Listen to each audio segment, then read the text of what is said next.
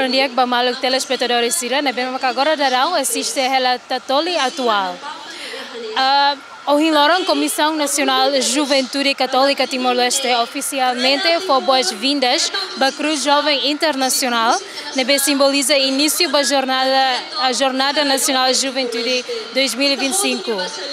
Evento religioso a chegada da equipa sinodal, que acompanha os grupos culturais e o aeroporto internacional Nicolau Lobato, município de Dili.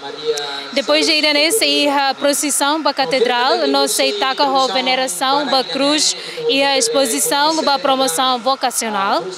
A nessa marcação para início de semana iraniana, a oração, a intercâmbio cultural na reflexão espiritual e o programa Cruz Jovem Internacional se halau dia 30 de agosto, sábado 1 de maio.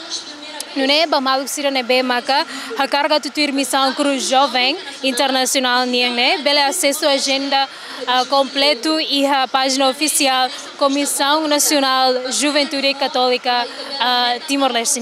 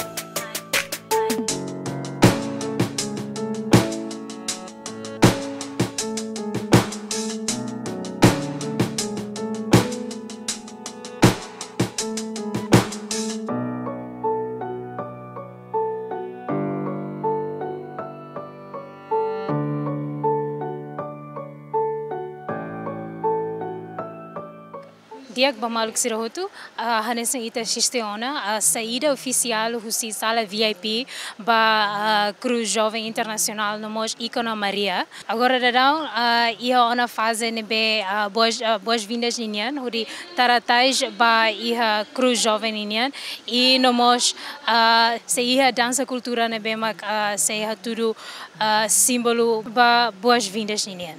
Diak Bamaluk Sira, Husi equipa nebe serviço berição o Hiloronian. A mim eu estou obrigada e adeus.